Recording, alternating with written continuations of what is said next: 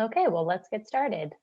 Good evening, everyone, and welcome to WeRPN's Nursing Week 2021.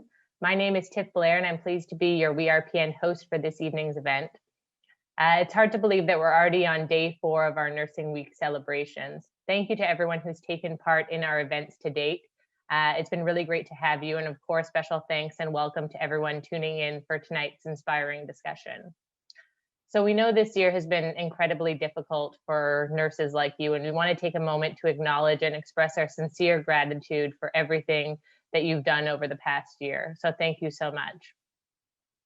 This year, each day of our Nursing Week celebration has been focused on a theme central to promoting elements of self-care and wellness. Today's theme is Reinvigorate. And so to kick off this evening, we have a short video we wanted to share that features voices from the RPN community.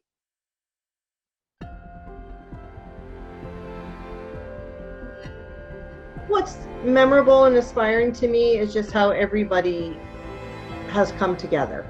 What made me inspired is family members just going with the protocols that are in place. They even make up signs for their family members. So that was kind of a fighting spirit that will get there. As you walked into the main doors of the hospital, all along this ledge were all these beautiful painted rocks with messages of hope. The pandemic brought a lot of things out in a lot of people, and I feel that I've seen the best in a lot of people. The nursing world has banded together to, save lives, and to see how everyone has come together this past year has been epic.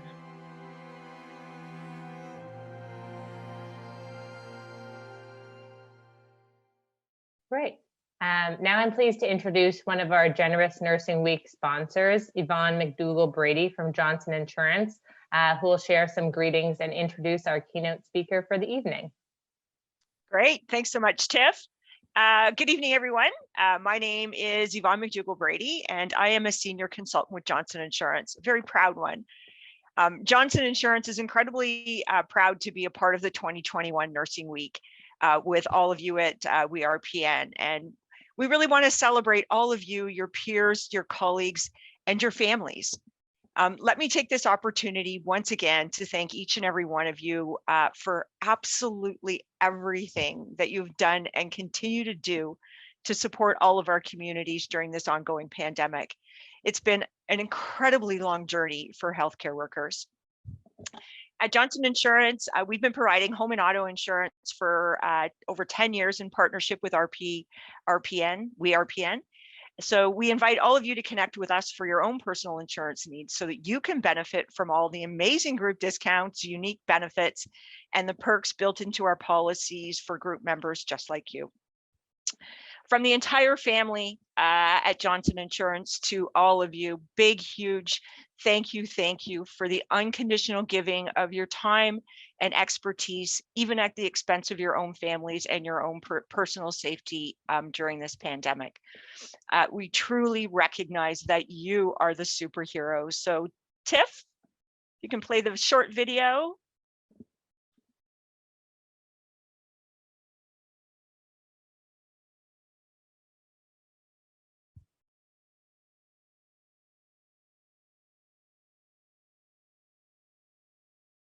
Great. Thank you so much, Tiff. So now I have the absolute pleasure of introducing your keynote speaker for this evening. I am certain, along with all of you, that we are all very excited for what is an incredible story of determination, resilience, and hope. It is people like Michel who are making a difference in this world. So Michel Chikwanine has overcome unimaginable pain and struggle. He was born in the Democratic Republic of Congo. Michel grew up amid the terror of the Great War of Africa.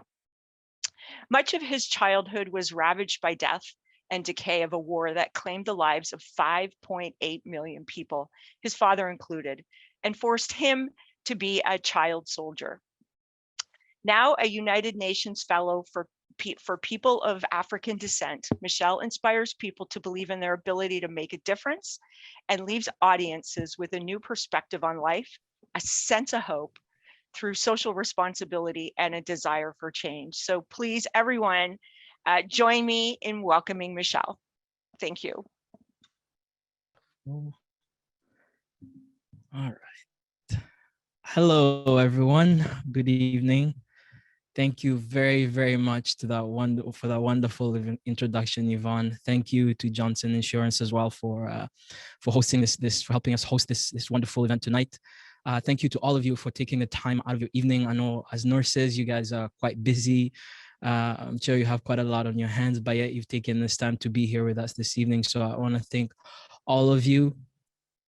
Of course, I wanted to thank the Registered Practical Nurses Association of Ontario and all of you for the work that you do. Again, to reiterate what everybody else has just said already, you guys have been on quite a long journey with all of us, but you guys have taken quite the brunt of it all. And so I wanted to say a huge thank you for the work that you guys do. It's greatly appreciated in our community in many facets, in many aspects that perhaps you don't get to see every day, but we are truly grateful for the work that you do. Now, before I start, I wanted to address something that comes up at the beginning of most of my presentation, and that is the pronunciation of my last name. Now, I think it was yesterday, Peter from We Are Co-op, who's also helping to organize this whole event, emailed me asking me whether I can help them pronounce my last name in a very perfect way. And you'd be surprised how many times I get that email. And I'm sure for anyone who has a very challenging or very difficult last name, you can understand my pain a little bit. And so a few years ago, I sat down and I was thinking to myself, how can I make it easier for everyone to pronounce my last name? And I realized one really quick thing is that everyone in North America loves pictures. I mean, all of us, I'm sure, have Twitter, we have Instagram, we have Facebook, Snapchat, whatever other social media accounts you do, and we all love to creep on other people's pictures. That's literally what social media is all about. And so I noticed this love of pictures here, and I figured, well, how can I use pictures and my name to come up with something to help people pronounce my last name? And so I came up with what I thought at that time was the most genius idea I could ever come up with. So I came up with this. Now, it's a little baby chicken, so chick. It's the sound a baby makes when they cry, so wah, so chick, wah. And then the knee that we all have, so chick, wah, knee. And then neigh. It's supposed to be a horse, but it looks like a donkey, but just go with it. So the sound a horse makes, so chick, wah, knee, neigh. Now, the reason why I made this picture, of course, yes, is to teach people how to pronounce my last name. But the other reason I did this was my last name in my native language called Mashi. My last name means the one who fits in with everything. So not only did you just learn how to pronounce my last name, but you just learned an African word right here, right now, this evening. Now, as I'll be going throughout my presentation, I wanted us to kind of reflect on this quote that Albert Einstein once said. And he said, if I had an hour to save the world, I'd spend 55 minutes asking all the right questions and 5 minutes finding solutions. And so as we continue on throughout my presentations, what I do hope my presentation gets you to do is to ask some questions about what we do as a society, how we are growing as individuals, and how we move forward as people. And then hopefully as the week goes on, as the year goes on as well, that you get to find solutions and answers to the questions that we get to ask ourselves this evening and as we move forward. And so as you can tell with my last name, yes, I come from the continent of Africa. And to give you an idea just how massive this one continent is, this continent of Africa, if you could fit China, the United States, some countries in Europe, India, all into this massive continent that is Africa, it's huge. There's 54 countries on the continent, and all of them with different histories, cultures, people, languages. And so the stories that I'll be telling you this evening, in no way, shape, or form do they represent the whole continent of Africa or an experience of everyone that lives on the continent, but they're just my own story, my own experience traveling through this very, very diverse continent that is Africa. And as Chimamanda Ngozi Adichie said, a famous African author, that the single story creates stereotypes. And the problem with stereotypes is not that they're untrue, but it's that they're incomplete. And so the story of Africa, in many ways, most people tend to see the continent as this country. But again, like I said, it's so diverse, is that the continent itself has taken on this single narrative of war and poverty and conflict. And these are some of the only stories that most people tend to hear about the continent. And so I wanted to tell a little bit about my own background, my own story, how I grew up on this continent in one of the countries in Congo, for you to understand the person that I am and how I came to be the person that I am today. And so, as Yvonne said, I come from the Democratic Republic of Congo. It's a country right in the center of the continent.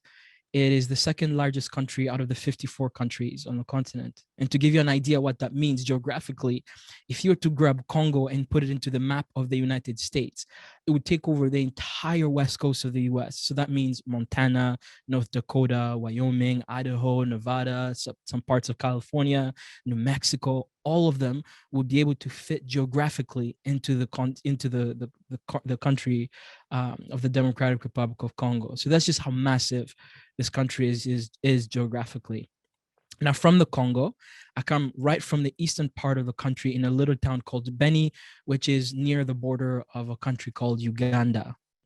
Now, Congo itself is an incredibly wealthy country in terms of just natural resources. In fact, if you have a cell phone in your hand right now, if you have a laptop, if you have an electric car, if you have a camera, any electronic that is produced in the world has a mineral called coltan, which is a mineral that is found specifically in the Congo. 80% of the world's reserve comes from Congo. And so everyone has a part of Congo on them. And so it's an incredibly wealthy country in terms of its natural resources. But sadly, it's a country whose infrastructure has not been able to thrive off of this wealth that the country has. Growing up in Beni, we didn't have a paved highway. In fact, the highway that you're seeing, the picture that you're seeing on the screen is the picture of the highway where I grew up. And there was only one highway that went in and out of my town of Beni.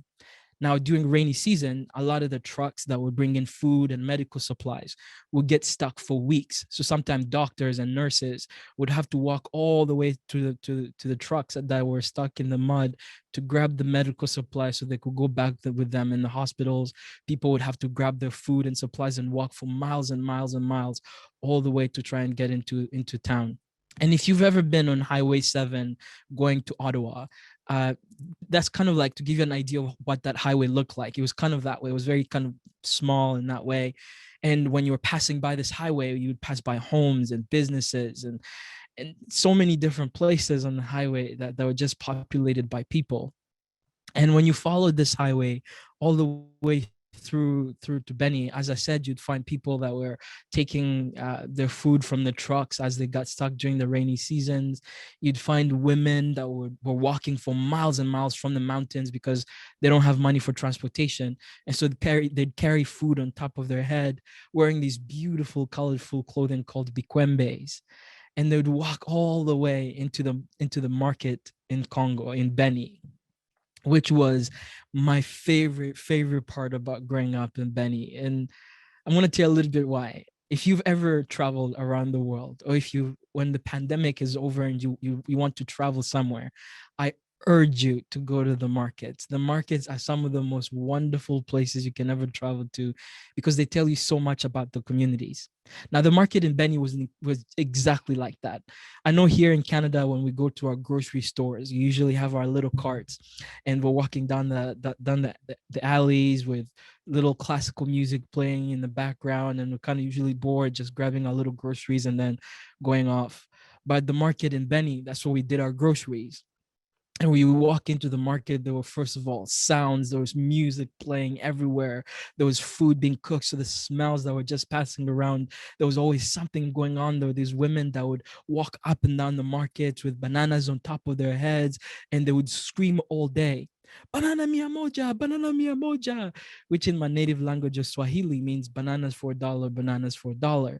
Now, a little close to the right side where there's this big tree on the left side of our screen, there were these old men that would sit around there and they would talk about politics every single minute they could find. And if you made the mistake of passing a little close by their feet, they just jumped out of their stool with their right hand up in the air. They gave you a high five. And if you didn't know, or if you forgot they were supposed to give them a high five, they would slap you for not knowing, forgetting. And it was, as a kid, before going to school, I would spend my time in the market just waiting for somebody to get slapped. And I'd go to school just laughing all day because it was one of the most wonderful things to see in this market. Of course, growing up in Beni was more than just watching people getting slapped and trucks getting stuck on really muddy highways. I grew up in Beni with my family, and I wanted to introduce you to my family so you understand the people that inspired me and that have left a legacy in my life. So this is my father. His name is Ramazani Chikwanine. What you don't see in this picture was my father's height. My father was about 7 feet, 250 pounds. My father was huge, very tall, very big. And for some reason, I never took on my father's height. I followed my mom's height, if you saw me in person. But we don't have many photos of my father. In fact, we have about 3 pictures left of him because most of the other pictures were sadly burnt down during the war. But my father himself was an incredible person. He was a human rights activist. He was a storyteller. He knew kung fu. He was an electrical engineer. My dad did and learned so many things because he was always curious for knowledge. He was always wanting to learn something new all the time. This is my mother. Her name is Chibalonza Enungu Biamungu. And the little boy you see in the picture, that's little Michel. No Oz. I know it's cute. And my mom was an entrepreneur. My mom loved to make the clothing that she's wearing on the bottom, and she would teach other women how to make them, and they would start off their businesses and they would sell them to different women in Congo and outside of Congo as well. And so my mom did so many things for women in my community of Beni. What I love about this picture, and again, what you don't see, is in the bottom part of the picture, my dad is sitting on the floor. My mom is sitting on a stool in order for the photographer to fit them both in one lens. This is my oldest sister. Her name is Vicky. She currently lives in Ottawa. My second sister, her name is Viviane. Sadly, Viviane is in a refugee camp in northern Uganda, and we are waiting and hoping to bring her to Canada, but it's a really difficult process trying to bring someone here. This is my younger sister. Her name is Marizia, and Marizia currently lives in Ottawa as well, and has 2 kids, and she lives in Ottawa, she lives in Canada, and that's my family. And my family had a really profound effect on me. They had a profound impact on my life and continue to do so to this very day. And I loved growing up in Congo. I loved growing up in Beni. It was an incredibly wonderful place for a young child of my age to grow up in. But sadly, in 1998, in the early 1990s, everything about my country changed.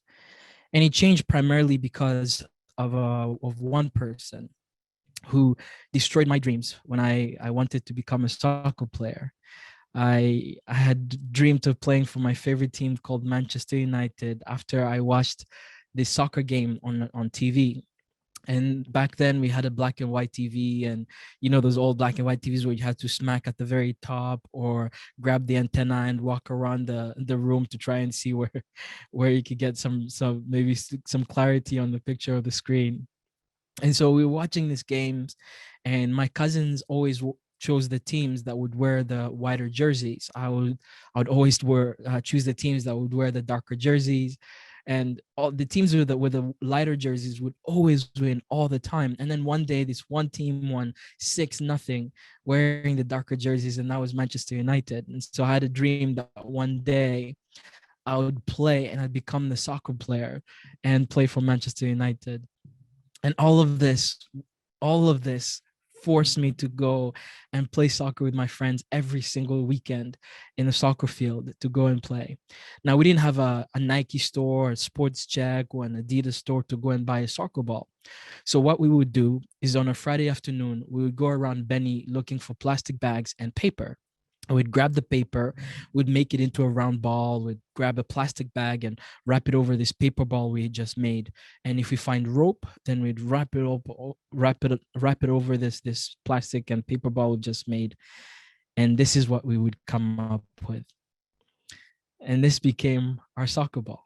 And the reason I fell in love with soccer was not only was it a fun game to play, and I was happy that Manchester United would win all the time, but I fell in love with soccer because on a Friday afternoon, I spent it with my friends in garbages, looking for plastic bags and paper, just so that we can have a soccer game on a weekend. Everything about my town, everything about my country was wonderful. And as a kid, there was nothing that I saw that was terrible. But like I said, everything changed in the early 1990s because of this man. His name was Mobutu Sese Seko. He had been our president for 30 years, and he came into power primarily because it was around the 1960s during the Cold War. And he was brought into power when the United States and Belgium persuaded and paid him money to assassinate his best friend named Patrice Emery Lumumba. Now, Patrice was the reason why Congo got its independence after a very violent colonial period and colonial experience by a country called Belgium. Belgium colonized Congo. And if you've ever heard of the book Heart of Darkness, read about it, or heard of it, of course, it's a book that is it's a fictional book, but he talks about the experience of somebody living in the Congo around the time by Joseph Conrad. There's also a book called King Leopold's Ghost that also talks about that experience. But after this really, really violent colonial period, Mobutu was forced into power by the United States and Belgium because they believed that he was a great leader and that they would work with him. And why did they really like this man? They loved him because he was egotistical. He was very charismatic. He was arrogant. He was extremely aggressive and very unempathetic. And all of these characteristics, they thought were characteristics of a leader who will get things done. And how many times in our own society, in the world, have we seen people being put in positions of power because of all these qualities, because we're told these people will get things done?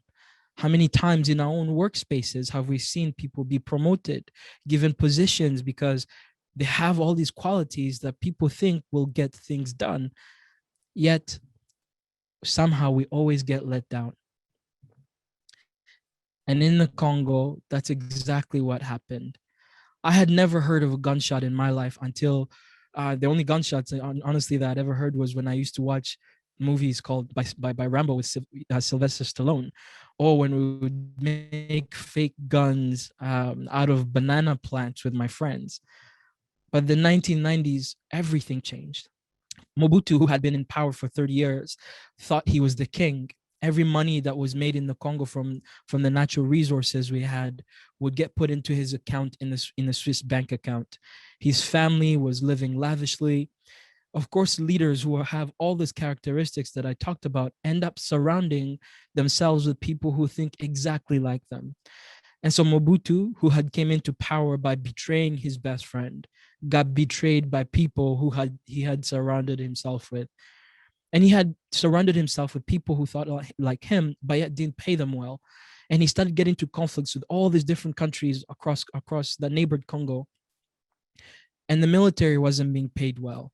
So the military generals came to Mobutu and they asked him, one, to be paid and to get a raise. And Mobutu told them, we live in the richest country in the world. Go find your own wealth. So the military turned around and they put a curfew in the whole country. If you were found on the street after 7 p.m., they would rob you. And as they're robbing you, they would tell you, we are robbing you in good spirits. We are robbing you for the benefit of Congo. And so as a child in the early 1990s, as we're eating dinner, sometimes I would look outside the window and you'd see people walking home naked because somebody had just stolen everything they had on them just so that they can get home. Congo and Beni, the town that I'd grow up in knowing that was so peaceful, suddenly changed. My dad turned around and he put a curfew in my own home, and he said that we needed to be home before 6 p.m. But as a little 5-year-old child, I was a little bit of a troublemaker. And every time my parents told me to do one thing, I always did the opposite of what they told me. And so one morning, I'm getting ready to go to school. I woke up, I had breakfast. I'm walking outside, I grab my backpack and I'm trying to walk outside the door when I felt somebody pulling my backpack. So I looked back and there was my dad looking down at me and he said, "Michel, if you come back home late today, I will punish you." It's my attempt at doing a dad voice. And so I looked up at my dad and I said, "I promise, Dad, I'll be back home before 6 p.m. And so I ran to school, and halfway to school, I ended up meeting my best friend, Kevin, who was 12 when I was 5. Now, the reason why Kevin was older than me was because as a 5-year-old troublemaker, I used to get into a lot of fights at school. And sometimes I'd get into fights with kids who were bigger than me. So I made friends with Kevin, so he'd fight for me. And then I'd watch him fight. Of course, Kevin was friends with me for many other different reasons. But I remember we went to school that day and I sat in the math class.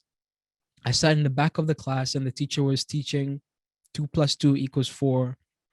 I was in the back of the class making spitballs, throwing it at all the kids in the front. And the day went on as normal. And the bell rang and all the kids were starting to run home. But at 5 years old, I sat on my desk and I started to weigh my options. And I was thinking to myself, should I go home, be daddy's little good boy, be home before 6 p.m., or go to the soccer field, play soccer, and have fun instead? At 5 years old, I made a choice that I'm sure a lot of people here would have made.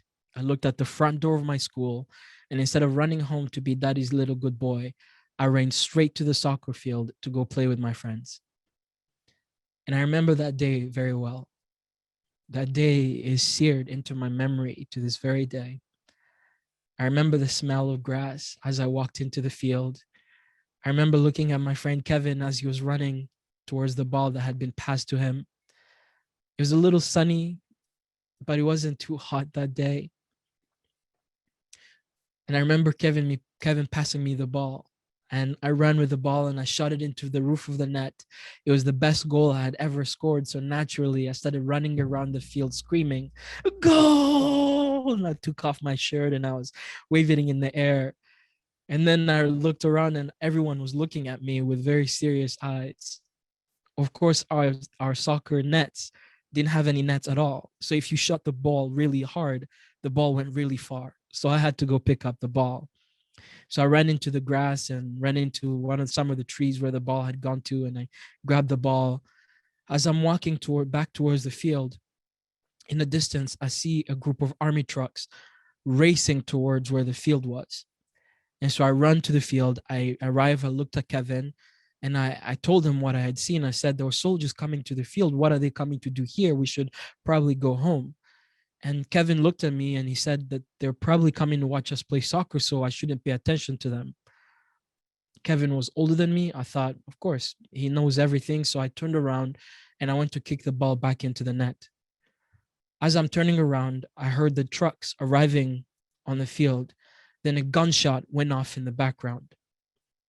I looked across the field and I saw one of my friends dropping to the ground. Now, when we were children, we were always told when you hear a gunshot, you always drop to the ground. So I looked at my friend and I thought that's exactly what he was doing. So I dropped on the ground as well. At this time, my heart is beating. It's racing really fast. I'm breathing really hard. I'm looking around on the ground, trying to figure out what's happening. Then I hear a voice say, "Get up!" So I get up and I'm looking around trying to find Kevin. I looked around where my friend had dropped and he wasn't standing. I looked around to my left and I see Kevin in the distance being held by soldiers. So I ran over to Kevin. I started to remove him away from the soldiers, telling them that if they don't let us go, that my father was going to punish me. The next thing that I felt was a hit on the side of my head. and I passed out. I wake up. I'm dizzy. I'm looking around and I'm bouncing around. I look around and I see soldiers with AK-47 in their hands. As I'm trying to look around to see Kevin, I can't see him. I'm disoriented. I start to cry and I'm begging these soldiers to let me go home. But every time I'm saying something, they just keep on laughing at me. I keep on crying. And for hours and hours, we drove on this bumpy road, having no idea where I was going. After a few hours of driving, the truck eventually stopped and we were told to get out. And then, typical troublemaker that I was of 5, I jumped out of the truck first. And as I'm trying to run, I trip on something. I fall, and as I'm looking around what tripped me, I see a skull. Next to it, I see another skull and another skull. At this point, I'm terrified. So again, I start to cry. Then the next truck comes around and Kevin jumps out of the truck and I run towards him and I hug him and I tell him that I'm scared. The soldiers grab all the kids, they gather us into a circle and they started to give us numbers. 1, 2, 1, 2. All the number ones are lined up on one side, the number twos are lined up on the other side. Then the soldier comes in between the lines, the commander, and he starts to say, "We are going to initiate you into our army." They come to my line and they blindfold us. They told me to put my hands out. And as I did, they dropped an AK-47 in my hand. But the gun was so heavy, I couldn't lift it. I just dropped it on the ground. Then they grabbed the gun and I can hear them laughing behind me. They grabbed the gun and they grabbed my finger and they put it on the trigger. And they start yelling at me to shoot. And they kept yelling louder and louder for me to shoot. So I pull the trigger and I hear a huge bang. My hands shake back and drop the gun again and they start laughing. They continue to laugh. And I took off the blindfold. And I look at my hand at this time, my hands are shaking. I look on my shirt and there's blood dripping from it. As I'm trying to wipe away the blood, I look in front of me and I see Kevin. And Kevin is lying on the ground. And at first I'm thinking that maybe Kevin is doing exactly what we were told as kids. Drop to the ground when you hear a gunshot. So I ran to my best friend and I grab him and I'm shaking him.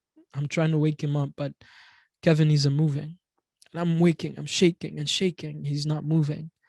As I turn him over, I can see blood on Kevin. I can see his eyes in tears. I see blood. I see tears. And so I put the image together. My friend was just shot.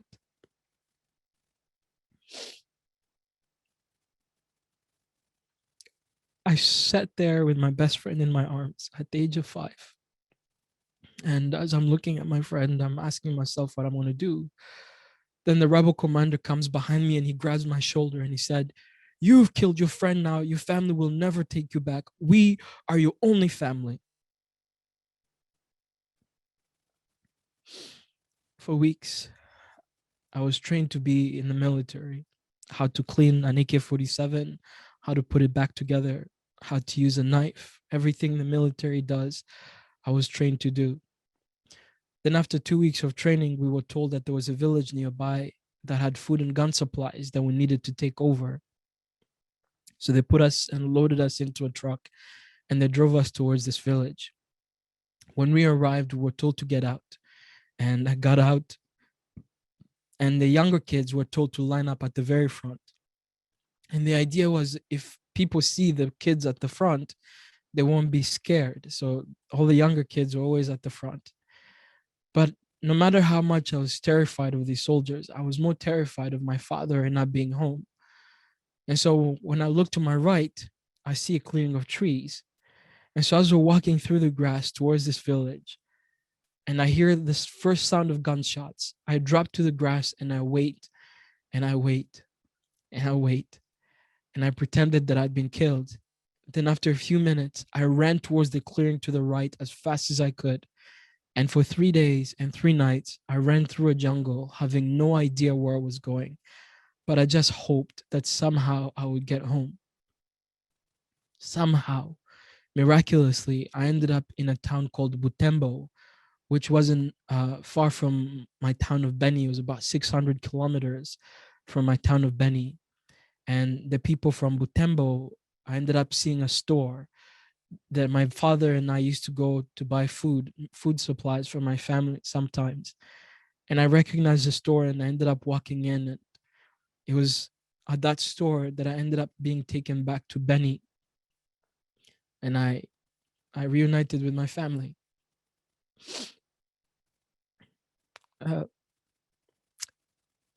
There's so many parts to that story that are very hard to talk about, very challenging. And somehow I managed to escape. And there are days where I ask myself why I'm the one that survived, not Kevin or some of the other kids. But I'm here. And so much of my life, I've struggled with that story. I've struggled with how to cope with it. And there are days where I have good days. And then there are days where I just have really, really, really terrible days. And I'm sure many of us go through adversity. I'm sure all of us have days when we're working in our work and you just feel like it's just not your day.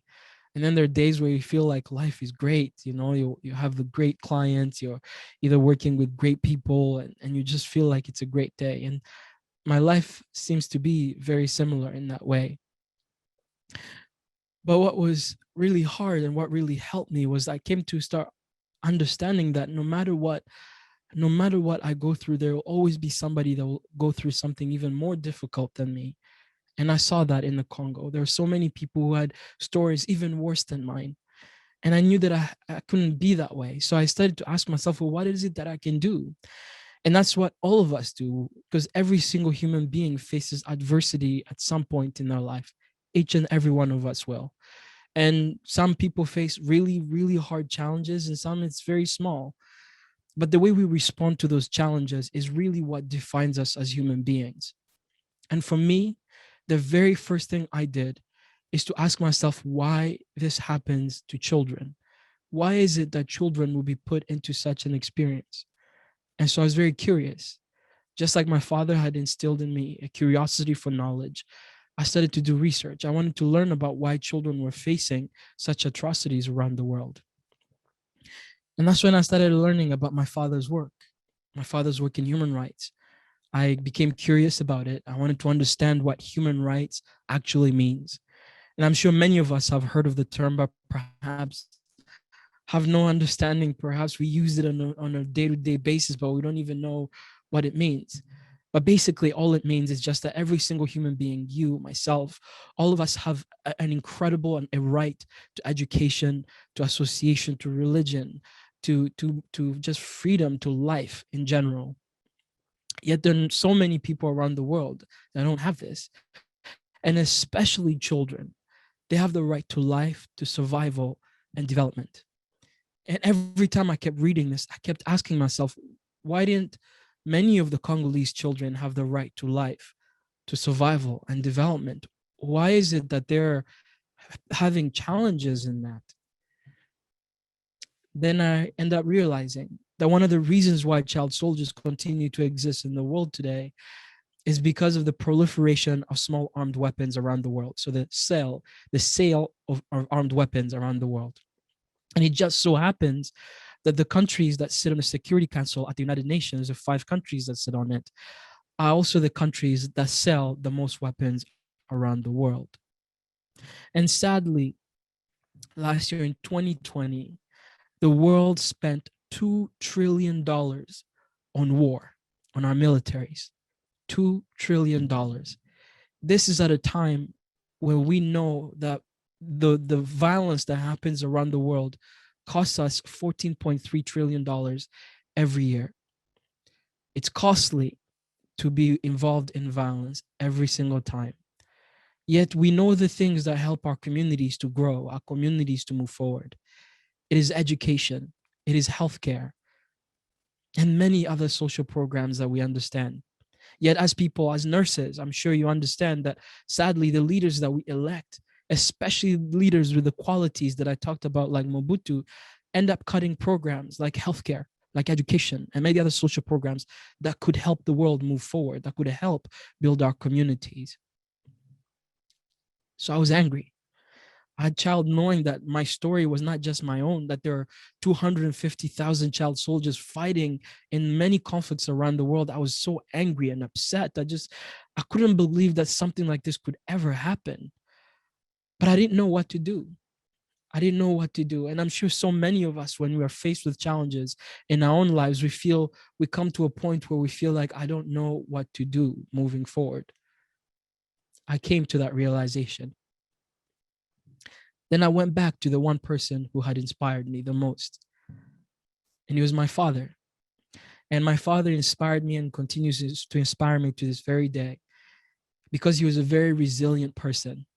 My father was a human rights activist, as I said, and I'll never forget the stories when I sat with him in the morning. And he would sit telling me about the stories of Congo, and he would explain to me why the war in the Congo was going on. He would explain to me how rich Congo was in terms of resources. Like I said, coltan, which is used in our cell phones and computers, like gold and diamonds and copper. And my father would explain to me that all these resources are blessed, have blessed Congo. Yet it's because of these resources why we have children working in the mines to mine them so people can get access to them, or where people are removed from their communities just so people can get access to the minerals that are on their land. The African people are not killing themselves just because they want to kill themselves. That is because people want to exploit the richness of many of the African countries. And every time my dad would write articles in newspapers, he would create programs to try and explain to people, my father was threatened. And so as a child, listening to him telling me these stories, I would always ask him, aren't you afraid of dying? Aren't you afraid that you are going to get hurt? And my father would always reply to me the same way he would always reply to anyone that would ask him the same question. And he would always say that every single one of us is going to die at some point in our lives. But what scares him the most is not dying. What scares him the most is for him not living what he believed was true, what he believed was his passion, his work. He loved his work, and he was afraid to not leave a Congo that was prosperous and peaceful, just like the way he grew up. And so he wanted to do that for me. He wanted to build a better community for his family, for the continent of Africa, and for the world. He was passionate about his work. But yet, because of his work, he was kidnapped. And eventually my father was hurt, as I had asked him. He was tortured for 7 months. And after they let him go, my father had to leave my home and my community, and my father disappeared. We didn't know where my father had gone, but the people came to my house and they burnt down everything in my home trying to find where he was. They hurt my mom, they hurt my sisters, and they hurt me. And they gave me the scar that I have on my left cheek as a way to remind my father of what will happen if he ever says anything about what these soldiers were doing in exploiting the resources in the Congo. And so we knew we couldn't stay in the Congo as well. There's no way. So my family ended up leaving. And we ended up going into Congo, into a country called Uganda as refugees. And my dad was a very courageous person. To overcome a lot of adversity and to have resilience means having courage. And Nelson Mandela said it best when he said that courage is not the absence of fear, but the triumph over it. And that a brave man is not a man who's not afraid, but a man who conquers their fear. My dad was afraid, but he was very courageous because he wanted to leave a better community for his kids, a better community for everyone that lived in Beni. And so my family ended up in a refugee camp, sadly. We ended up in a plastic tent similar to the one that you see on the screen. We had no menus for our food. We had no mattresses. We had a mat that my mom had made out of grass. We didn't have pillows, so my mom used her flip-flops and she would put her clothes on top of them. That's how we slept. And for food, we only ate beans and something called ugali, which is like corn dumpling. from January to December. Living the life of a refugee is one of the most difficult aspects anyone can ever go through. It's extremely challenging, yet we did. And we lived there for many, many years. And for entertainment, because we didn't have TVs or radios, we would tell stories at night, especially my cousin Thierry, who would go into other people's tents and he would read magazines. And when at night, when we were having a campfire, he would tell us these stories. And he would say that there's a place called North America. And this place called North America, there was a man named Michael Jordan, and he was paid $30 million to throw a ball in a basket. A ball in a basket. When my cousin told me that, I ran into the tent and I grabbed the basket and I put it on the ground. I grabbed the ball made out of paper and plastic and I would throw it in there. And I would ask him that, you're telling me that somewhere around the world, there's a man standing there looking at another man throw a ball in a basket. They take out $30 million and they give it to them. Really? He's like, yes, this Michael Jordan exists. He's in the US. I was like, no way, this place cannot exist. He said, no, seriously. In fact, in North America, people pay hundreds and hundreds of dollars to go down to a park to see big mouse with big ears.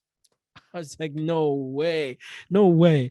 We have mice running around our tent every single morning. And I had never seen anyone come down to our tents to see these mice running around. Why would anybody do such a thing? He's like, no, seriously, this place does exist. And after living in the refugee camp for about 5 years, my family and I were eventually given a one-way ticket to come to Canada by the United Nations High Commissioner for Refugees and Citizenship and Immigration Canada. And I'll never forget when I first arrived in Canada, January 21st, 2004, we were on a plane. We were about to land in Ottawa when the pilot comes on to the PA and he goes, "Ladies and gentlemen, welcome to Ottawa International Airport. The weather outside is minus 42 degrees Celsius." When I heard minus anything degrees, I almost lost it because I look at the screen in front of me. There's a little number 42, a little minus symbol next to it. Next to the number is a little cloud with a sun behind it. And in my head, I was thinking that maybe in North America, people add the little minus symbol to warn you that it's really warm. How naive was I when I got out of the plane and it was so cold. My hands were freezing. There was smoke coming out of my nose, out of my mouth. At one point, I thought out of my ears. So I tried to run back into the plane. And the flight attendant came down and looked at me. He was like, no, you can't get back in there. And so I looked at her, I said, "Mary, how could people live in this country?" And she was like, "Oh, people manage, eh?" And eventually I got out of the plane and I ended up into the terminal. But that was my very first day in Canada. And I'll never forget it for many different reasons. One of the reasons why I'll never forget arriving in Canada was because it was where I learned the second lesson about how to overcome adversity. And that's the importance of building community. Like I said, my father's passion was always to build better communities, better relationships with people. Because broken relationships make broken people. Broken communities make broken people as well. And so I came to Canada and I arrived in school, and my very first time arriving in school was very difficult. The very first few years in Canada. At school, I was bullied for my accent, for where I was from. At home, I had to work 3 jobs because when you come to Canada as a refugee, you don't come for free. You have to pay back the plane ticket, the visa, the food that we ate on the plane. All of it came on a bill. Most people have this belief that refugees come for free, but we don't come for free. My mom couldn't work. My little sister at that time couldn't work. So I had to work 3 jobs every day after school to try and pay off this debt that we owed the Canadian government. Yet no one at school knew anything of this. So when I go to school, I get bullied. I'd get home, I was work. I was exhausted. I was tired, and I didn't know what to do. Until one day, a teacher, a chaplain, I went to a Catholic high school in Ottawa, came up to me and she asked me how I was doing. In school, I was made to feel small. Yet somehow that teacher ended up seeing me. She gave me the space, the time to tell my story. She encouraged me to tell my story to my class. Eventually, I told it to the school. Eventually, those opened up doors where she gave me the time and the space to talk to people in the Canadian government. it opened up a lot of doors for me. And that teacher became a great mentor and a great friend. And to this very day is someone that I still look up to. Building community means looking at people in our communities that are the most vulnerable and finding ways to give them the space, whether it's to tell their own story, whether it's just to listen, or whether it's giving them the opportunities to grow and to be better for our community to grow, to be better.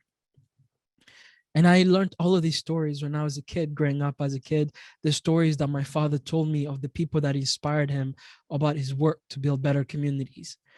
People like Patrice Lumumba, who I talked about, who was a reason why Congo got its independence from a really, really terrible colonial experience with Belgium.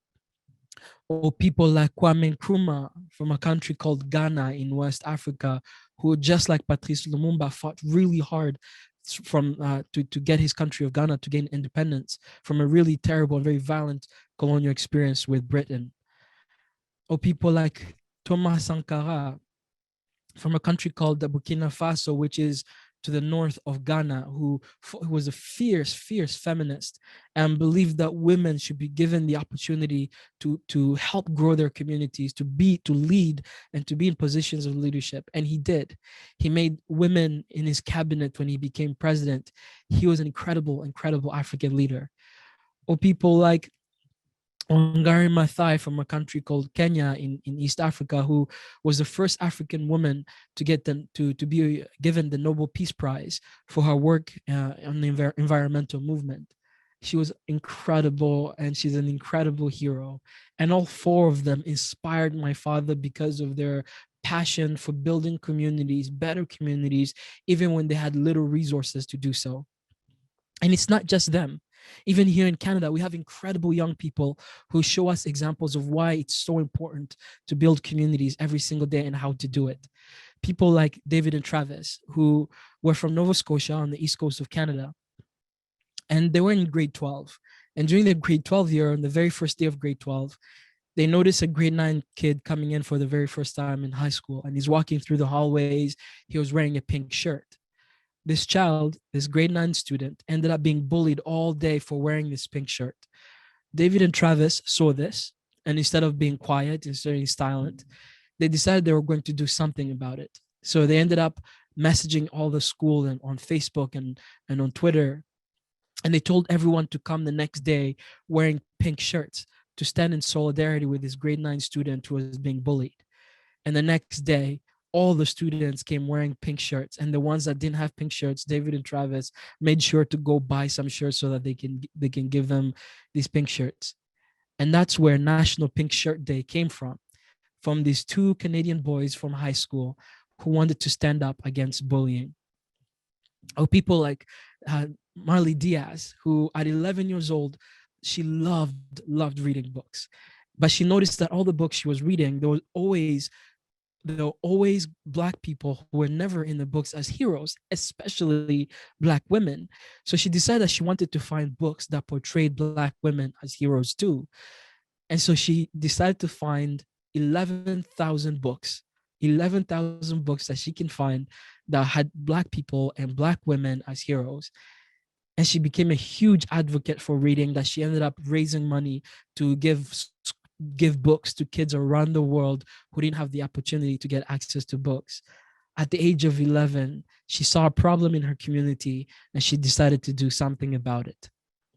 Or people like Shruti Clark Martinez, who's an indigenous young man from the United States, who at the age of 17 was noticing that his community was being impacted by a lot of environmental degradation, but yet his state was not doing anything about it. His state government wasn't doing anything about it.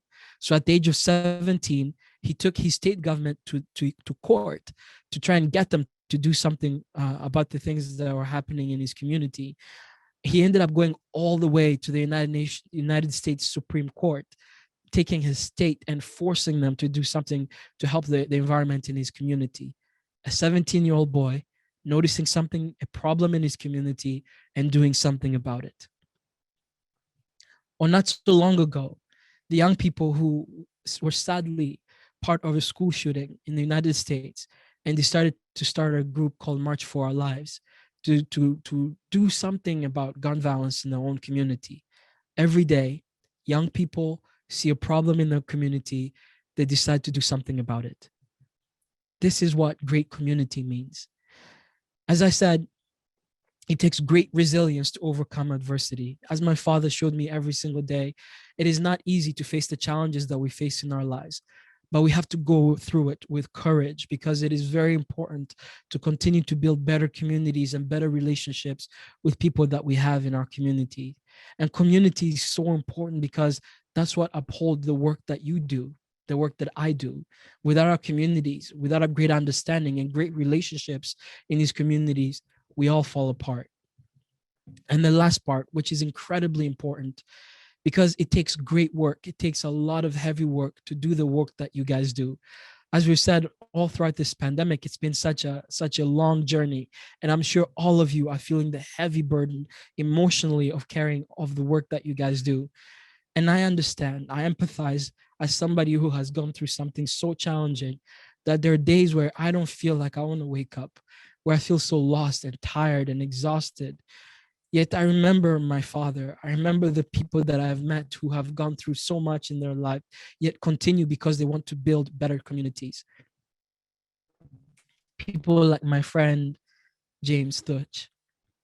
And I love Canada as a community because Canada has a program called WUSC, which is a student refugee program where they give refugees scholarships for them to come and finish their degrees in the university in Canada or somewhere around the world. And that's where I met James Thutch Madir, who's from South Sudan. And he lived in a refugee camp in northern Kenya called Kakuma. And he lived there because in his community of Tonj in South Sudan, during the war, everything was destroyed. Their water supplies were destroyed. They were poisoned. So people had to walk for miles to try and get access to clean drinking water. And so when Thutch ended up in the refugee camp, he worked really hard and studied for his education. He got a scholarship to come and finish his degree at the University of Toronto, which is where both he and I went, and we met and talked, and we came up with a Rainmaker enterprise, which is the organization to try and give his community of Tonj water for the very first time, but also to try to create a solar-powered irrigation system so that people can start creating agriculture in his community. His community hadn't had water for 20 years. Canada, through the student refugee program, gave Thutch an opportunity to meet an incredible community. And we went to South Sudan in his community of Tonj, where the water had been lost for 20 years. And James and the Rainmaker Enterprise were able to create their first water system, a solar-powered water system in his community of Tonj. And they got access to clean drinking water for the first time in 2 decades. That's the power of community. That's the power that all of us can have in anybody's life. And it's not hard to do so. Every single day we are faced with so many different challenges, but it is not hard. It is not hard to look at somebody and listen to their story, give them the space, help them grow and be better people for our communities. You do that every single day. Because for me, I am grateful for the nurses in Congo who took care of me when I came back as a child soldier. They took care of my physical wounds. And so I have great respect for nurses because I saw firsthand and experienced the work that you guys do. And my father, who inspires and continues to inspire me, tended to my invisible wounds, wounds that I still face to this day, but yet he inspired me to continue on. And my father inspired me to continue on because he continued to be a human rights activist. But sadly, on February 19th, 2001, my father was poisoned and he was assassinated. But before my father died, my father left me with a great story and a great lesson that I want to leave with you guys today. He told me to always remember that great men and great women throughout history have never been praised for their wealth or their success, but rather by their heart and what they've done for others. And there are no great examples than all of you for the work that you guys do to be great for others in other people's lives. You show empathy every single day in the work that you do. And for that, I am truly, truly grateful. Chimigwich, thank you very much for having me here. I am honored and I'm humbled to have been part of this. Thank you. Oh, thank you so much, Michelle. I think I'm sure it goes without saying for everyone else who's listening that your talk was really, really inspiring. And I know that you mentioned that it's a very difficult story to tell, and it sounds like it would be a very difficult experience to live through. But we really appreciate you, finding your voice and sharing that with others, so that we can take those lessons with us and be inspired, kind of looking forward and thinking through like overcoming adversity. So thank you so much. Thank you. So I think we have a bit of time for some questions from the audience. And so you can either add your question into the chat function at the bottom or the Q&A function, and I will read those out. Right now, we just have a number of folks thanking you as well for sharing your story and highlighting that there's always a reason to smile. So thanks, those are nice thoughts as well. That's awesome, yeah. So just as folks maybe come up with some questions, I guess one question that I would have is, thinking about nurses, and we've talked a lot about resilience and, overcoming adversity and nurses being resilient. But, also this year, it's been a long year, and I think a lot of people are feeling quite depleted. So I'm curious, when you mentioned, there are certain days where, it's hard to get up, it's hard to continue on. What advice would you have for nurses who might be feeling that way? I wouldn't say that I'm the biggest expert in it in many ways, because I think all of us, like I said, face adversity in many different ways. But the one thing that I think I've come back to time and time again has been the community around me, especially whether it's my siblings, whether it's my mother. It's in sharing the stories and remembering that the humanity of it all. It's sharing stories about the things we went through, talking about how we're feeling with everything that's happening, making sure that you're staying connected despite the challenges of being connected in the very first place. But I think what the pandemic has really forced us to really reflect on is, what do our communities look like? What do we want our communities to look like moving forward? And for me, that's why I was sharing a lot of the stories, or why there were so many young people who saw a problem, an issue in their community, and decided to do something about it. Because it helps to build these relationships that have been sadly broken in our communities. And we are noticing that in many aspects of our lives, whether it's between the government and our healthcare workers, or it's between, politicians and just regular people. It's through what are the actions that we are doing every single day that are breaking these relationships in our communities, and what can we do to repair them in many ways. And so for me, on a global scale, that means I work with people in the Congo who I know don't have access to resources here like I do here, whether it's helping a student go to school for the very first time. I'm building a relationship there. I'm connecting a relationship there. Here in Canada, whether it's I have the chance when I go do groceries and I buy something to go to the food bank, I know that I'm building a relationship in that sense, somebody getting access to food, right? So it's in these very small details that we make better relationships and build bigger communities. I think people tend to think that to make a difference or to make a big impact in the world, we have to do something big in many ways. And I think it isn't. It's honestly in the small details, how you approach people, how you see other people's humanity, and you empathize. I think this is the key to it. Oh, that's great. Yeah, definitely the small acts of kindness really go a long way. Yes, yeah. So Carla asks, how do you stay so positive? Your story was once very difficult. Great question. I would say, I know most people see me smile, and I know even now I tend to smile quite a lot, but I smile for a reason, only because when you've been in the trenches and you've seen sort of the worst of humanity and you come out of it, you can't help but smile because you've survived something so large and hard, and that that no matter what happens moving forward, that you can overcome, and you've done it before, so you can do it again. And so I stay positive mostly because I think it's the only way I know how to move forward.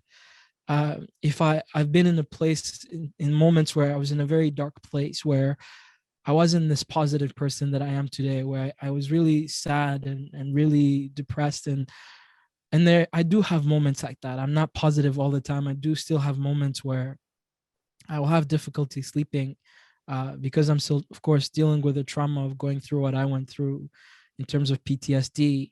Uh, but I see the things that are happening in my own life, and I'm amazed, first of all, that I'm even still here. I feel so lucky that I have the ability to continue to grow as a human being, and that I get it to impact other people in a very positive way. And I see the fruit of that impact, the fruit of being a very positive person for other people and what that means to them. So I can't help but be positive, because I think each and every one of us has the ability to do that. And I think it's important for us to do that as well. Great, thank you. Anna asks a bit of a funny question. When you first came to Canada on that cold day, did anyone finally give you some warm clothes? I assume they did. Yeah, they did. When we got into the airport, they gave us jackets. And I mean, when they told us it was cold, because when we were coming, we were told that it gets cold in Canada sometimes. Now, cold in Congo means it's 12 degrees. And 12 degrees Celsius in Congo means it's very cold. And you're putting on like rain jackets, and when you go to bed, you're putting on like your blanket, and you're like snuggled into your bed. That's 12 degrees. I had never thought I would ever experience minus 42. I didn't even know what that meant. But thankfully, yes, we were given some warm clothes when it got into the terminal at the Ottawa airport. Oh, that's great. I mean, I'm someone who grew up in Montreal, which is actually colder than Toronto, but probably what it was like in Ottawa. But yet every year when winter comes around, I still am miserable. So if I grew up in a warmer place, I can only imagine it would have been horrible that shock on your body. It was quite the challenge. I can still remember that first initial pain in my fingers. Like I was just like, what is this? Yeah, definitely. So one thing that nurses talk a lot about is around sort of advocacy, and you've shared the importance of finding your voice. So what advice would you have for someone who feels like they want to amplify their voice or do more to impact change either within their community or within their organization? Great question. Thank you for that. I actually think that is one of the most important aspects of building our community. I think we tend to think, again, like I said, of course, it's important to do the small little stuff, but it's also important to impact the larger picture, especially within advocacy, whether it's dealing with like I said, with our governments, for example. And this is happening not just in Canada, but around the world, where money for healthcare is getting slashed, or for education, it's getting slashed. But I think it's in solidarity with our communities. It's building bridges with other communities that are being impacted by these sort of slashes of funding for social programs, and finding ways that you can work and collaborate together to make a bigger impact, right? So if you want to be in advocacy, that means being in advocacy for other areas of within our community that's facing some of these challenges as well. And in terms of you're building those relationships, like I'm saying, that are eventually going to have someone who will have your back as well when it's your time to ask for something better for people in your community. And I think we miss out on that, on the importance of the intersections of all our communities together, of all of our advocacy. So be there for other communities, even if it's not your fight. Be there to support in whatever way that you can. And when it's time for you to amplify your voice, you'll have bigger voices behind you, and not just yourself as well, because you've put in the work of building collaboration with other communities and building bridges in that sense. And that's very important. And I especially saw that in the Congo with my father, who was a human rights activist all the way through his life, and that was his sort of passion. But you'd always find him whenever somebody lost their job as a doctor or as a nurse. My father was there standing up for them. He was always there at rallies. He was somebody that would show up whenever it was necessary to do so. And I think it's something that we need to do a lot more here, especially here in Canada, where I feel like we have all these great unions, but I feel like sometimes all of us are speaking our own little language and our own little silos, but we don't notice the power of our collective action together. And actually, I think that's really how we gain power and create the changes that we need in our communities. Well said. Thank you. Let's see. Brenda asks, how did you overcome the days where grief felt overwhelming? Wow. I don't think you overcome that. I still deal with grief. My father's loss especially hit me really hard. And there are days where I just cry on my own because it's hard to bear. But the reason why I don't think about it all the time, I allow myself to feel it, but I don't allow myself to just stay there. Because I remember what my father told me. Like I said, he was this incredible, larger than life figure in my life, but he was always someone who was always moving, who was doing something for not just for himself, but for others. And so this great example of this great man that had such a huge impact on my life left me feeling that no matter what I face, even on those days where I feel like I said, I don't even want to speak, I don't want to say anything, I look and I remember my father and I think about the impact that he had in my life and in my family's life. And I think about if I can have an impact in somebody else's life, even if it's just one person, then why not? And so I continue on because that's what drives me. The passion to help people move forward, to feel like they have something important in their life, to live my own passion and my own story. I do this work not because it's easy, but because it's the work that I feel called to. And so I'm sure a lot of people who are nurses as well, perhaps it's not the work that you have envisioned yourself doing, but perhaps you are there because you love taking care of people. And it's in that work where you make an impact on people every single day. And perhaps you might never see it, but I guarantee you just your small little acts of kindness, how you show up, how you listen to people. These are the things that impact you because you're impacting somebody else. It's such an important part. Empathy, such an important part. Oh, thank you so much. So Theru asks what you would say to other people who are facing similar situations right now across the world. So for example, in Myanmar, where, there's military violence. One of the saddest realities of living in our time is sort of seeing how violence continues time and time again. And you get to points where you're just like, well, why are we not learning the lessons? Like, we all know that violence, as I said, costs us $14.3 trillion a year. Like, it's so costly to have violence, to be in war, so costly. Yet we continue to do over and over and over again as if we are not learning our lessons. But what I do have hope in, and again, like I said, it's in very small things where friends like James, who were given an opportunity to build a water system in his community of Tonj. It might be a small thing, but that impacts hundreds of people in Tonj who get access to clean drinking water for the very first time. And so it's in those small little things, it's in those small wins, because if I focus too much on the larger picture, then sadly you get worn out. And I've worked in the field, I've worked in the humanitarian field, and I'm sure probably very similar to the field that you guys work in. Because you're dealing with such heaviness all the time, you get worn out very quickly. And the best way I learned to deal with that is not to focus too much on the bigger picture, to focus more on the smaller things that I can control. And so that, again, is the impact that I have on people around me, my community, in many ways. But I always show up for the bigger things. So when it's time to vote, I always make sure that the person I'm voting has my values in hand, but not just my values for Canada, but values for the world. Because every decision that's made within our political system impacts the world as well. And so we underestimate our power in being able to vote as a bloc. But I think it's so important to actually be active in that, because it's those decisions, it's the policy, how much money is allocated to our healthcare, It's all about the policies made by people that we elect to go get into positions of power. Who are our leaders? What characters, what values do they have? These are such important questions to ask.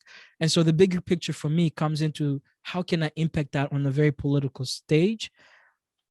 And then in a smaller way, the things that I can control, my community, how I show up for people, how I'm empathetic, how I'm humble in front of people and other communities that are facing challenges. I think that's the way you have to look at it. And so when I see people in Myanmar, in Palestine, in Israel, people that are facing such challenges, even in the Congo to this very day, I get emotional, and it gets really hard to think about. But then I ask myself, what is it that I can do? And what is it that I can control? I can give John in Congo a chance to go to school or get access to healthcare. And that's what I can do, right? And then when it comes to vote, I make sure that I'm very, very clear about who I'm voting for. And if I'm going to vote for somebody else, I make sure that I ask them how they fit into my values. Yeah, that's great. I completely agree that it seems that it's certain times you think that you're trying to boil the ocean, but at least if you can come up with a piece of something where you can have an impact, and then you can see that, however small or large, that's really amazing. So thank you for sharing that. Yeah. So Craig asks, or says that it's thanks for sharing your story. It's an incredible journey. What might be next for you in the near future? Great question. I have a lot of things I want to do. I feel like there's always things I want to do. I have so many goals. One of the things that I'd like, so I have I published a book, a graphic novel a few years ago. I am currently working on another book, so I'd like to publish another book. I'm working on in 2022, after the pandemic, whenever travel is available for everyone, I'm creating basically the trips to the continent of Africa, starting in East Africa, and then eventually I'll go off to West Africa. And the goal is to sort of do an educational trip, specifically focusing on food, music, and languages, and history. And the idea is to connect this, to create this story of the continent that most of the time we'd never hear, but to connect communities with each other. Like I said, one of the things that the challenges that I think the world is having is we sometimes feel like we are in our own little silos, when we actually not so different as human beings. And it's through stories that we get to connect with each other. And so I want to connect these two worlds that I have, that have had such a huge impact on me. I came here when I was 16. I'm 33. So most of my life I've spent in Canada. I feel as Canadian as I am Congolese. Yeah, these two worlds have had such a huge impact on me, very positively and negatively in many ways. And so I want to connect these two worlds. And so that we as a world can see each other as human beings first, rather than, oh, he's a Congolese from Africa, or he's Canadian from North America, to you see each other first as humans. And I think through our stories, we get to build better communities. So that's something that I have working on in the background. And a few, many other things, but those are sort of the two big things that I have coming up in the future. Well, that's great. So what you're saying is you're not very busy. Yeah, not busy at all. Not busy at all. So Rebecca asked, when you first arrived to Canada as a refugee, what kind of mental health supports were made available to you? And just sort of to get a sense of what might be available more broadly also to other newcomers to Canada who have gone through similar trauma. Right. Honestly, when I first, I'm sure this has changed now, but when I first arrived, we didn't have any mental health support. We arrived in 2004. When we first arrived in Ottawa, we ended up going to a place called Reception House, which is, it's basically like this motel. And this is where all the refugees arrive. You're given a room and you stay there for a few months, where they do orientation. So you get people telling you about the laws in Canada, what you're allowed to do, what you aren't allowed to do, your rights as a Canadian. You arrive first, of course, as a landed immigrant, and then if you come through the government sponsorship system, you're a resident of that province. So your your rights as a resident of Ontario. And then you do some health checkups. They go do physical tests, etc. But nothing mental. Like, we didn't have anyone to talk to. And even if he was offered, I think there's still this hesitation, especially for new arrivals, because they feel like, this is their first time arriving here. They don't know anything, so they don't get connected to any community. So they feel like they have to sort of keep to themselves in many ways, as any person would arriving in a new place would. And yet we didn't have the support in general that I think I would have needed to move forward. And especially because if you come through the system after the year, the Canadian government supports you for about a year financially. After the year, you're left on your own. And after that year is gone, your bill comes in. Literally on January 21st, 2005, the bill that we owed the Canadian government money came into the mail, and we had to pay it off. And so if you aren't adjusted yet at that point, which we weren't, it can be a really, really challenging experience for the very first few years in Canada. And that was really difficult. So I don't know to what extent that has changed. I think maybe now a little bit more, especially with the arrival of the Syrian refugees that we had arriving here. But I don't know to what extent it has changed that much. And kind of building on that, what I know that, there still exists quite a bit of stigma around mental health. And I think, to your point, for certain communities where, there might be some cultural inclinations to, not necessarily feel like you can talk about certain things or admit those things. What do you think, can be done to help break that down? And, speaking to nurses, many of whom might work in sort of the mental health field, is there advice that you would have to healthcare providers from that perspective? Absolutely. One, I think it's we live in a very diverse country now. It's extremely diverse. At least when you live in Toronto, it feels very diverse. And I think we need to have more people who are representative of a lot of the different communities that we have. And then asking them what is culturally appropriate for some of their communities and be advocates for them. Not only that, we also have community organizations that do this work already. And this is what I was saying, the power of collaborative work is finding communities that are already doing this work instead of reinventing the wheel. Actually finding communities that are doing this, or organizations that are doing this work, and figuring out what are best practices, perhaps doing collaborative work in that sense. I think in that sense that, they'll have a lot more resources, a lot more reach within their communities than we can by just being like, okay, this is what we want to do. And I think being collaborative really will help us move forward. One of the things that I just as an example, in high school, we had an organization called We Futures. I didn't attend it, but my nieces ended up attending it. And it was basically an after-school program for young people to help them navigate Canadian society. So whether that was teaching them financial skills, teaching just skills that you don't learn in school necessarily, how to write your resume, etc. And that was such a great resource for a lot of the young people in my community. And had the school not been able to collaborate with We Futures, my nieces wouldn't be where they are today, or my nephews wouldn't be where they are today. And so I think that's just a great example of what I mean by collaborative leadership. So finding organizations within the community already that do that. But for a quick sort of answer to that, I think one, just having people who are representative of those communities in the field of work, I think is such an important part.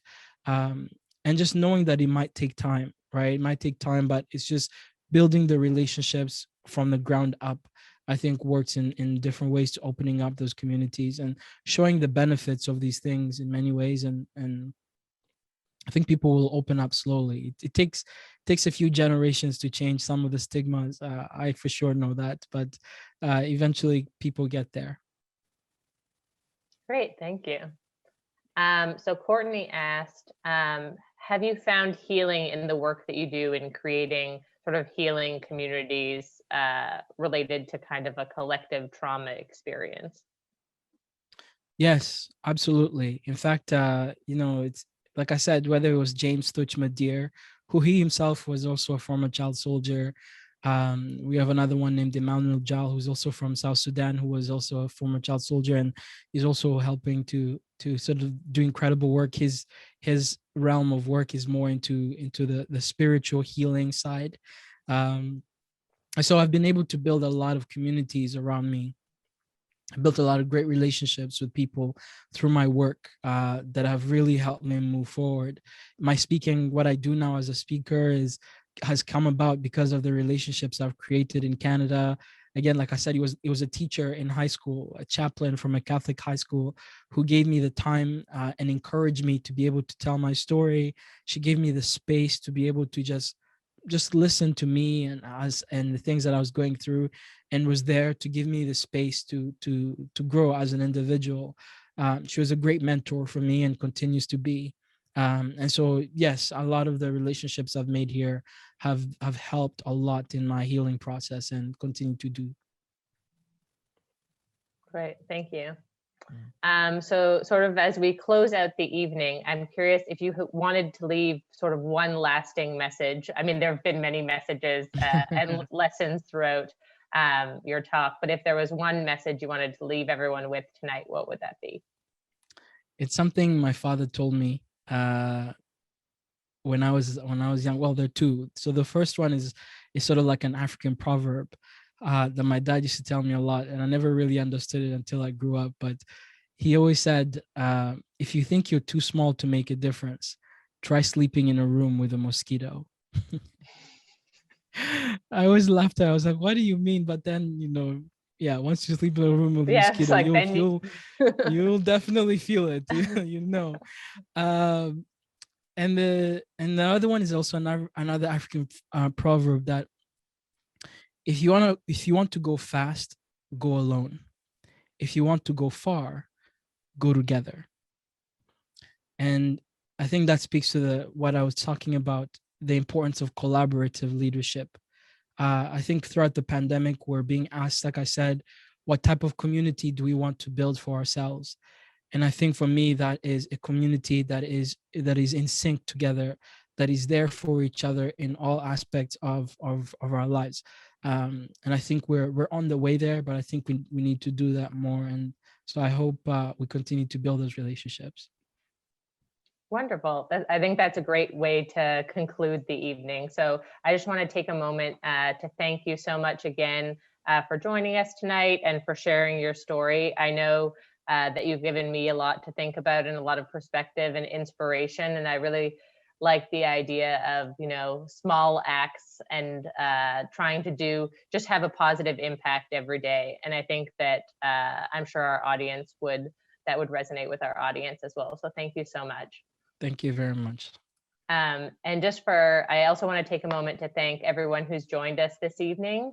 And also to let you know that we have one more day of activities in celebration of Nursing Week. So tomorrow afternoon, we have our final event, which will be focused on reflecting. So we hope that you'll join us for that.